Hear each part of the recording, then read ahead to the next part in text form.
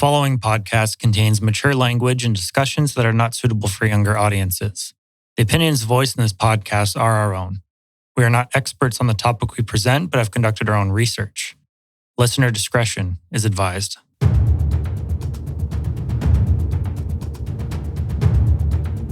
Toronto, Ontario, a city known for its multiculturalism, gastronomy, the CN Tower, the Toronto Blue Jays, the Toronto Maple Leafs, and much more.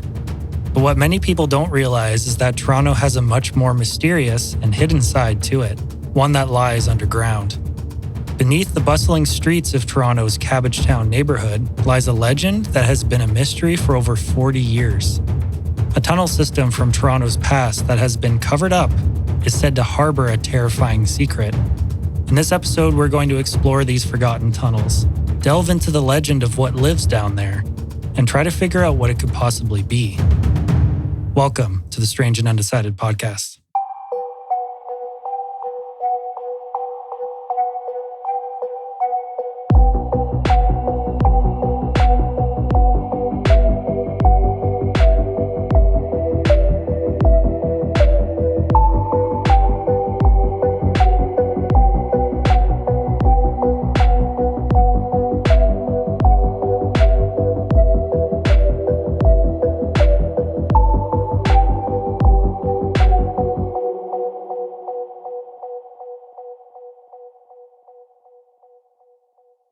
Welcome back to the Strange and Undecided podcast. I'm your producer and host, Jarrett, joined by my co-hosts, Brandon, Patrick. Welcome back. So today we're going to cover a story that some of you out there might be familiar with, but I have never heard of this one before. What about you two? No, this is the first time. I've heard of Cabbagetown. I've been there. But you've never heard of this story or seen anything around there? No, I've never been in the tunnels of Toronto. This is going to be a fun one. It is going to be a fun one. Much more lighthearted. No murders. More mysterious. Yes. So did you say there was a monster involved? Yes. See, monsters are fun. A tunnel monster. A tunnel monster. Tunnels are fun. Monsters are fun. All the ingredients for a good episode. So this is the legend of the Cabbagetown Tunnel Monster.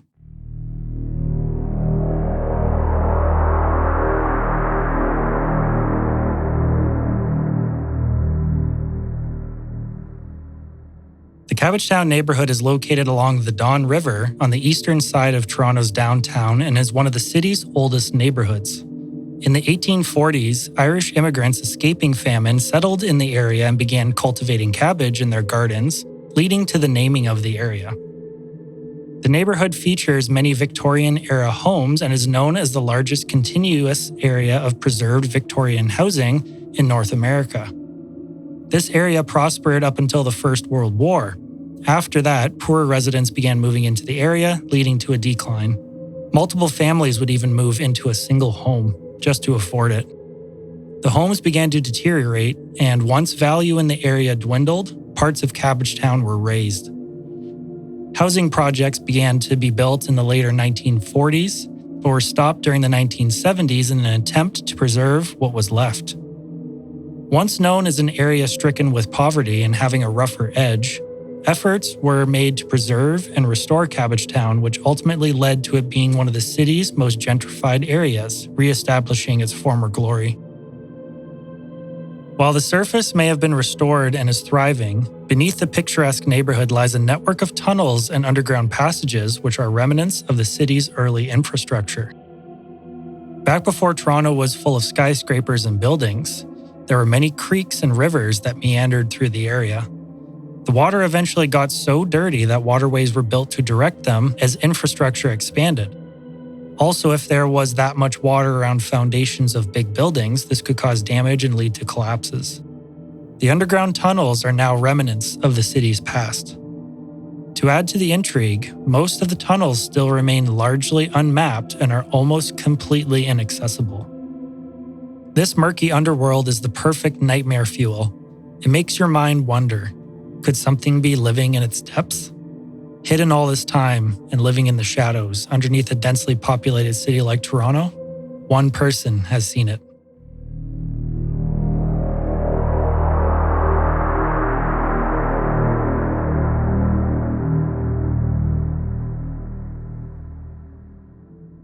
The only documented encounter with the Cabbagetown tunnel monster occurred in August of 1978, when a 51-year-old man who went by Ernest to protect his identity shared the story with a Toronto journalist named Laurie Goldstein of the Toronto Sun, which does not exist anymore.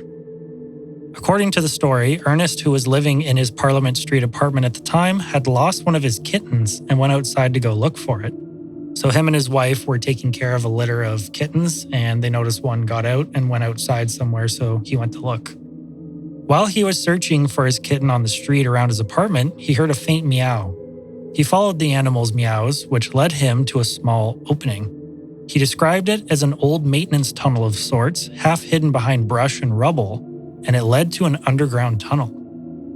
Construction being done in the area had revealed this opening, and he entered it armed with only a flashlight in hopes of finding his kitten. It was dark and damp and eerily silent. He didn't make it very far into the opening, only about 10 feet, when he heard something moving deeper in the tunnel. He began scanning around with his flashlight and caught something that made his stomach drop. He described it as a creature like nothing he'd ever seen before.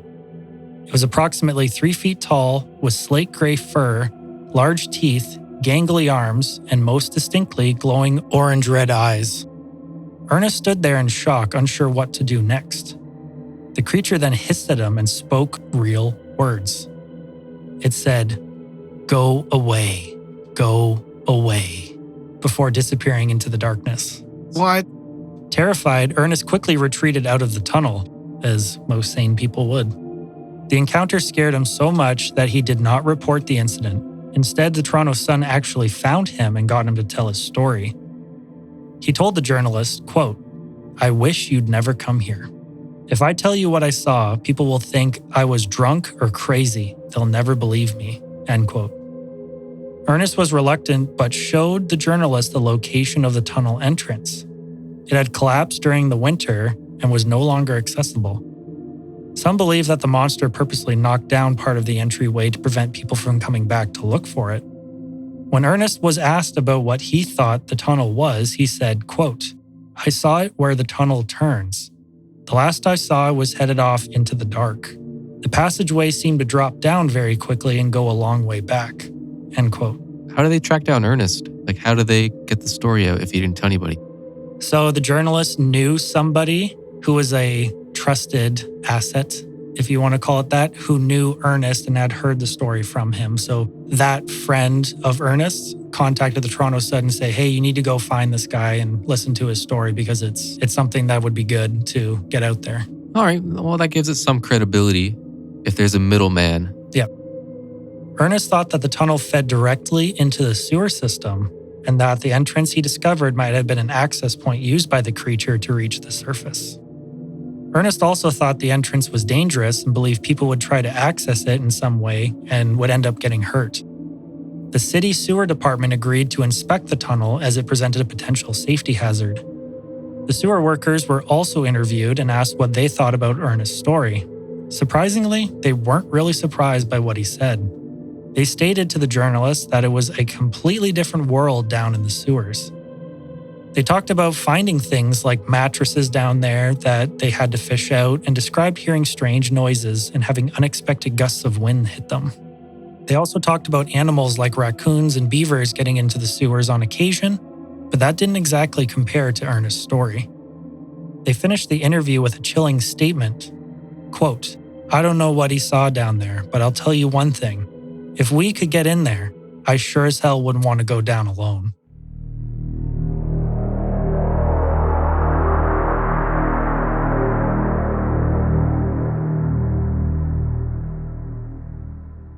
Others were interviewed and indicated that they didn't believe that the entrance connected to the sewer system at all.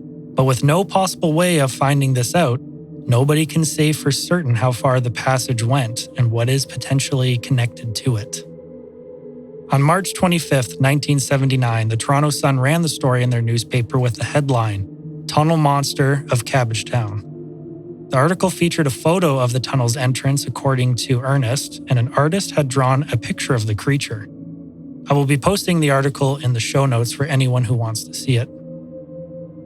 Despite the lack of follow-up sightings, the Cabbagetown tunnel monster has become an intriguing mystery in Toronto's folklore. The journalist that covered the story did not pursue it any further after that. He left it open for others to investigate. He even asked Ernest to stay in touch and let him know if anything else happened or if he saw anything else strange. Ernest never contacted him again, and that was the first and last time anyone saw the monster from the tunnels. Wow. It only took one guy's story, and this legend carries on forever. Pretty much. So what was the Cabbagetown tunnel monster? We're going to look at some of the theories to try and figure this out. For starters, many people offer the logical explanation that what might have been seen in the tunnel was an animal, possibly a raccoon, coyote, or even a pet monkey. This would explain the glowing eyes. Animals have a reflective layer called the tapetum lucidum. This layer, which is located behind the retina, reflects the light that passes through the eye back to the light source. This gives animals a second chance to see, essentially. As a result, this makes animal eyes appear to glow in the dark. But that doesn't explain the go away. Exactly.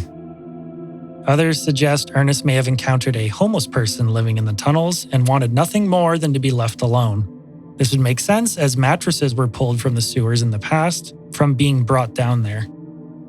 But there are those who believe this was no human and no animal. They have suggested a connection between the tunnel monster and other strange cryptids in the world.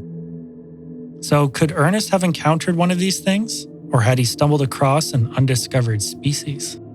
On the other side, many also believe Ernest made up the whole thing wanting fame. However, Ernest had no interest in that.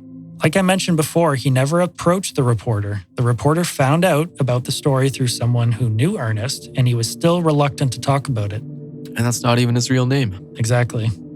Since then, he has never come forward again, and no one else has ever reported seeing the creature since.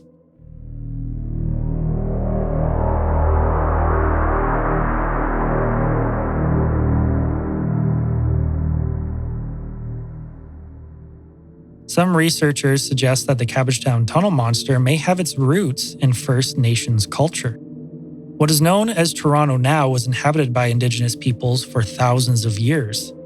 Colonization by the Europeans drove them out and displaced populations, much like the rest of North America.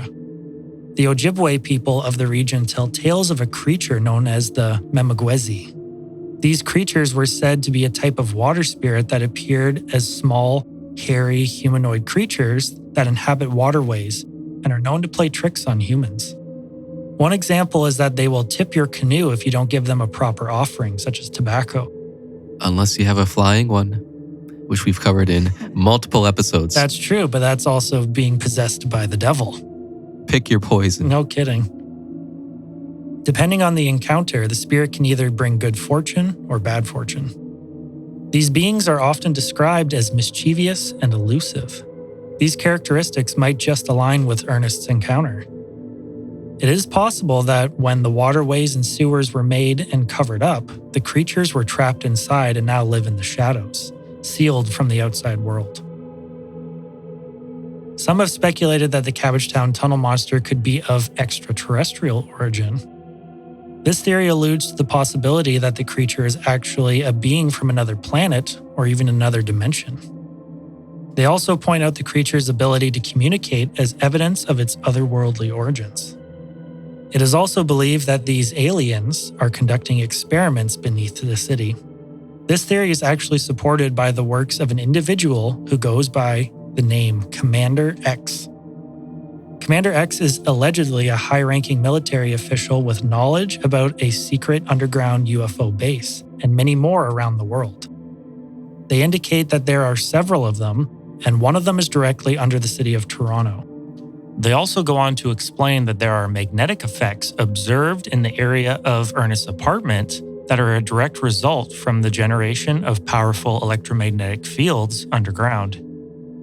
Not only does Commander X's book talk about this, but other books such as The Great Lakes Triangle and Gateway to Oblivion support the idea that the region around Lake Ontario, including Toronto, is a hotbed for UFO activity. In the realm of facts, there are cryptozoologists, who are professionals that study creatures which are reported to exist based on some kind of evidence, but it has not yet been scientifically proven.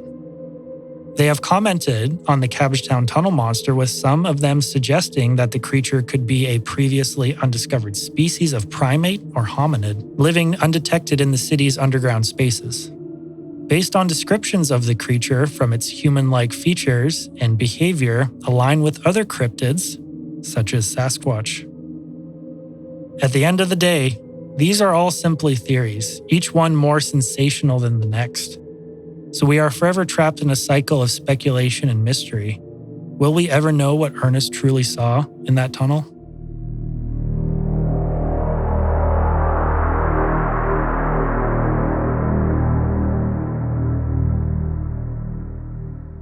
So let's start with the obvious, that he's full of shit.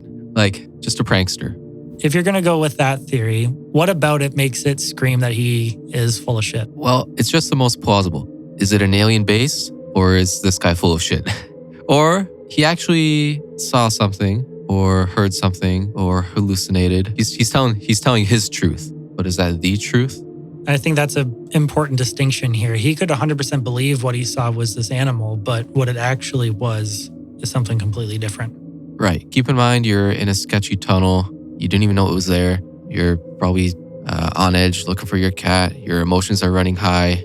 As the sewer worker said, there's strange things going down there, winds and weird random stuff. So it's like, yeah, your mind plays tricks on you. Yeah, for sure. That is a good point, but he wasn't looking for fame or attention, right? Because he didn't seek out the reporter, a friend did, unless he played the long game and gave that story to a friend, and then he knew the friend knew a person, and It would be the ultimate prank. Yeah, it would be extremely elaborate too. Like Brando, if you were close to somebody who worked for the news or something, it'd be kind of fun to tell you a fake story, see if you take the bait. yeah, if that person's like a gossipy person, I guess, but that's my problem. I'm way too believable. I don't think about facts. I just think that's a cool story and all. See, judging by mine and Brando's friendship, it could happen. But I don't know a reporter though, so we're okay.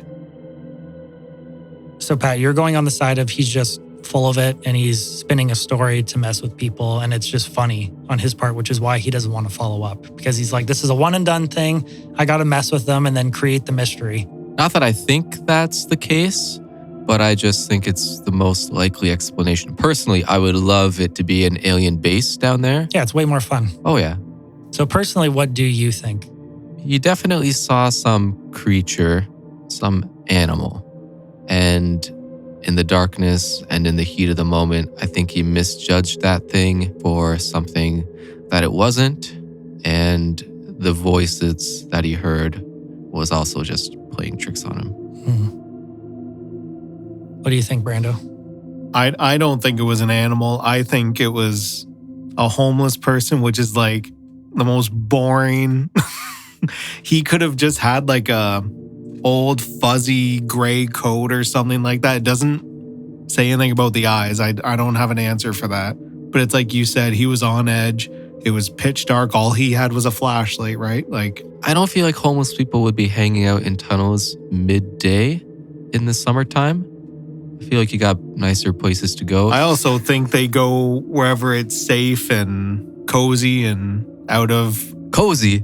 There was mattresses and stuff down there. I think there was multiple people down there, not just one. And that could have just been where people were living. And then they brought it down so that nobody else would come sniffing around. What if it was just kids down there? Kids like us at the time. Yeah, it definitely could be playing a prank on him, telling him to go away and stuff. It very well could be. Well, I think I'm going to side with Brando on this one. I think it was personally a homeless person, and they could have been wearing like a furry gray coat of some sort. But as for the glowing eyes, I've seen the theory that the glowing orange-red eyes were bike reflectors, so the adhesive ones that you can attach to certain pieces of clothing. When Ernest pointed his light towards whatever this thing was, it could have reflected the light back at him. What was the situation with Toronto's homeless population around that time? Well, there's always been a ton of Yeah, homeless it there. was definitely prevalent, and it was like it existed, as the sewer workers already talked about having to fish out mattresses out of the sewer systems in the past before that, because homeless people would drag them down there to sleep. Because it was warmer down there during the winter, for example, compared to up on the street. That's why you always see the steam coming out of the sewer grates in the middle of winter, like on a cold day, for example, because the temperature down there is much warmer. All right, let's transition back to the last part of our story.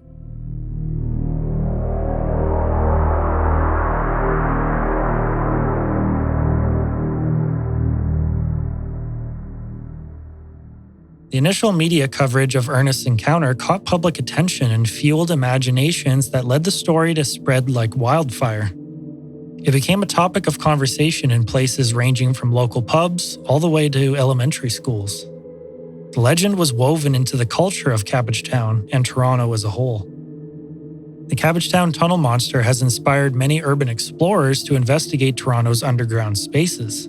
Allegedly, a group of teenagers found a way into the tunnels and spotted the creature. However, this record has not been confirmed and may have just been a prank. While many of these explorers are motivated by the idea they could find something extraordinary, others are drawn to investigate the mystery behind the encounter. This has led to increased interest in the city's forgotten tunnels and a renewed appreciation for its subterranean history. The legend has also influenced local artists, media, and literature. The creature has been featured in many documentaries, books, and even TV shows. Artists have created depictions of the creature in the form of comic books, drawings, paintings, and even sculptures.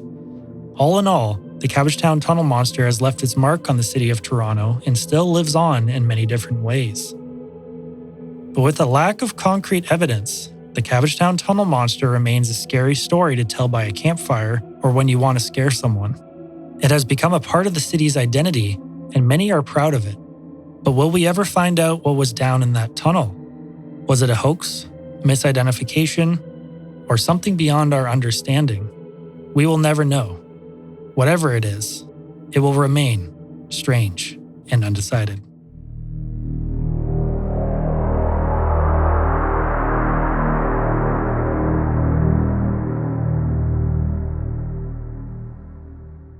One thing we do know for certain, it's a fantastic story. It is. It was one of those things that it's like, okay, this is so... You initially read that and you're immediately hooked.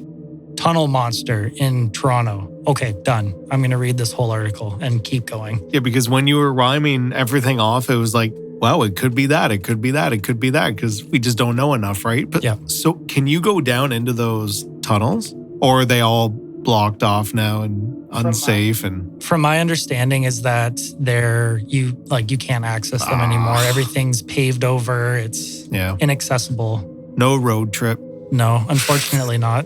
But it is interesting though, because that still exists down there and it's still completely intact.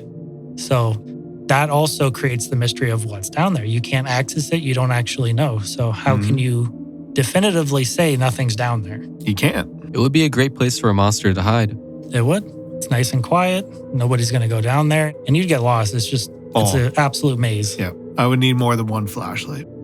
Something I read, though, about this was apparently when they were building the tunnels, they found a bunch of artifacts from the indigenous peoples that used to live there. I did like that angle. What did Memagwezi. Memagwezi. I did like that. So the water spirit of sorts. There's a lot of those. Like when we covered the Ogopogo episode, that was the water spirit in Kelowna, and you had to pay homage to it, or you had to pay your respects to it and give it an offering, and that was like in the form of people throwing chickens in the water, tobacco, other things of value, to give it an offering to grant them safe passage. Yeah, it's really interesting just to read about that, because that goes back thousands and thousands of years. So in your guys' opinion, is there validity to other types of cryptids? Sasquatch, Ogopogo, stuff like that we've covered in the past? Yeah, I personally think that there is. So why not this one? There's only one sighting. There's not multiple sightings, whereas Ogopogo, many people have seen it. Sasquatch, there's hundreds of thousands of sightings around the world. So Toronto really wants to have their own cryptid. Chicago's got one. Well, they've embraced it. Cabbagetown has embraced this monster, and it's now depicted all over the city in some fashion. So it's really interesting in that regard. And it's been, over 40 years that this has gone on and it's still a mystery. So I think, like we've discussed about in other episodes, having a mystery makes the thing more exciting. Right. Not More knowing tourism the answers. Yeah, exactly. Instead of the maple leaves, so they can be the tunnel monsters. Exactly. That's a great idea. Let's start a franchise, Brandon. The Toronto tunnel monsters. But it does have a ring to it. The Cabbagetown Tunnel Monster. Something about cabbage makes it more scary. I don't know what it is. My disdain for cabbage. All right, I think it's time for trivia, and we're going to switch things up a little bit this week. I'm going to see if you guys were paying attention during the episode, and I'm going to ask you some questions about it. Our worst nightmare. No. Are you guys ready? Ready as I'll ever be. I was going to say that. Your first question. How many times has the Cabbagetown Tunnel Monster been officially seen? Once. The correct answer is once. The Cabbagetown Tunnel Monster has only been seen one official accounted time ever, and that was Ernest's account.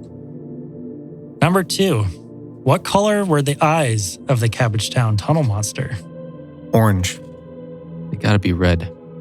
You both are correct. They were orange/red in official documents, but I'll give you both those points. See, we do make a good team.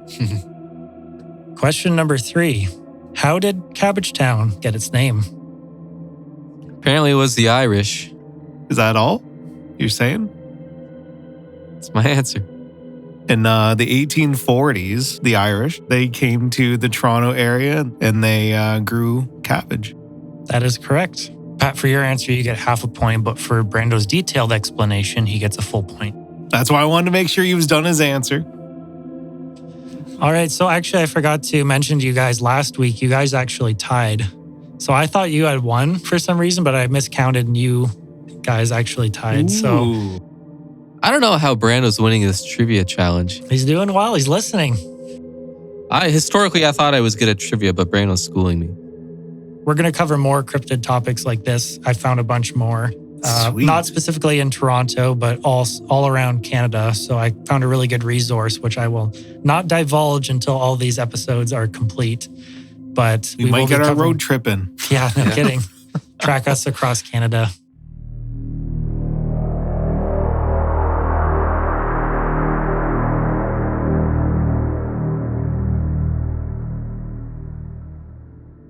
So overall, what do you guys think of this episode? Do you like the story? Do you think it's a bunch of bullshit? Or do you think that the mystery of it actually has some validity to some of the theories that I presented, like a creature actually living down there?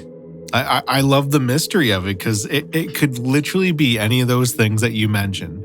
And that's the part I love. It's very open-ended. I don't know. I really enjoyed it. As I said at the start, this is a fun one. It's lighthearted. It can be anything. Let your imagination run wild. You can't be wrong. You can't be right.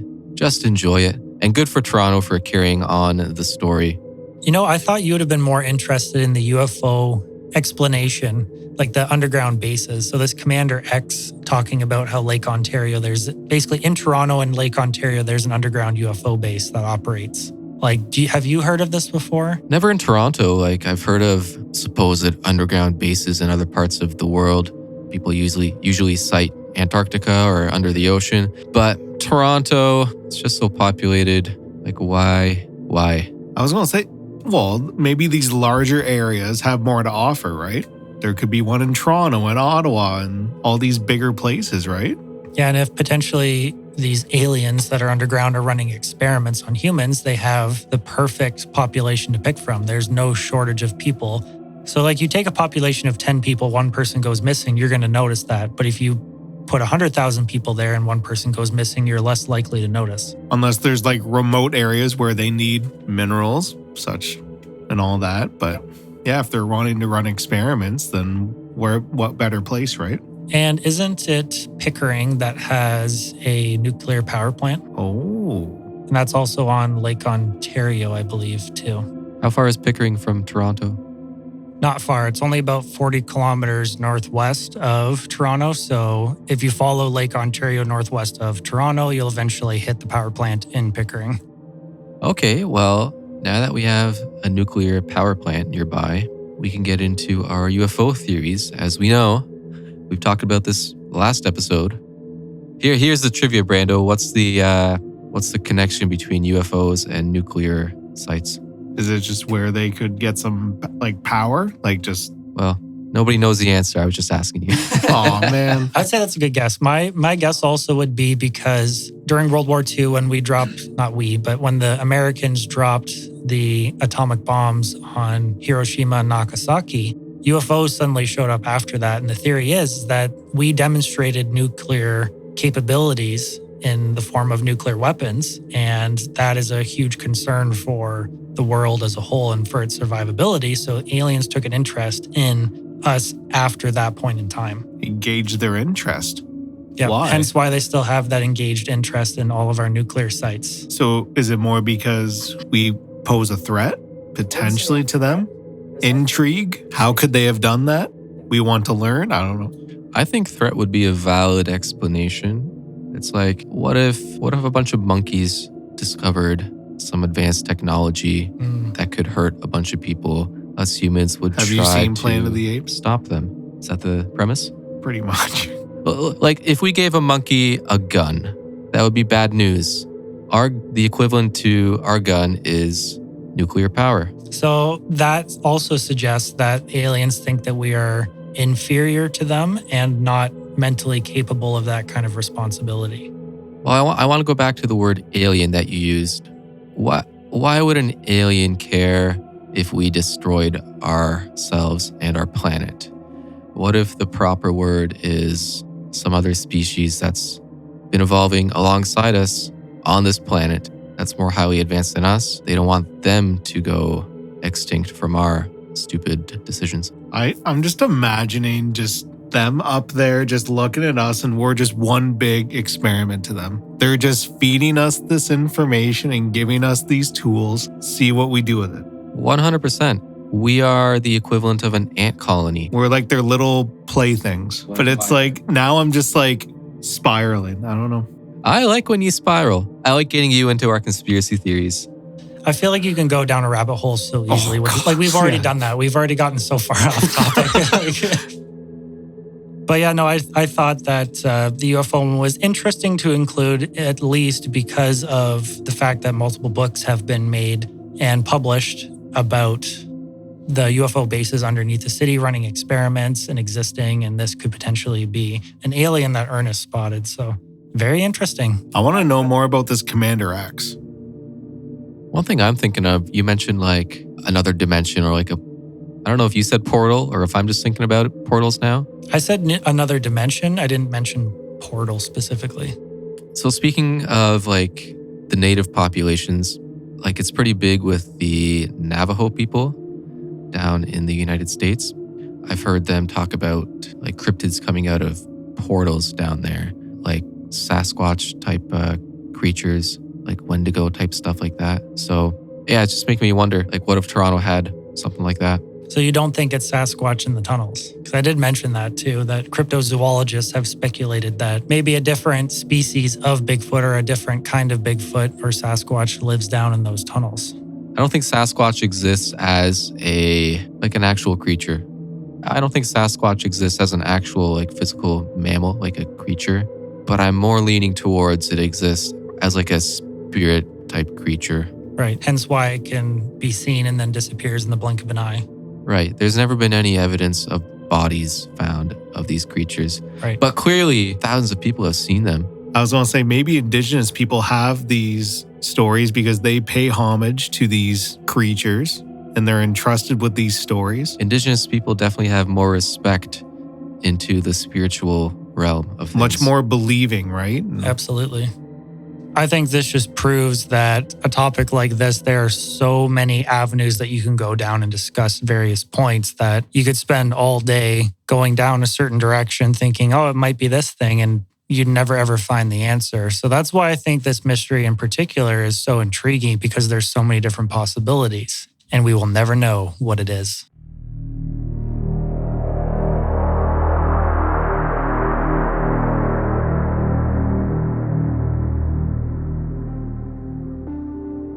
All right, so that's going to end the episode for tonight. If you have any ideas or want your story featured, please email us at strangeandundecided@gmail.com. As always, thanks for listening. And good night.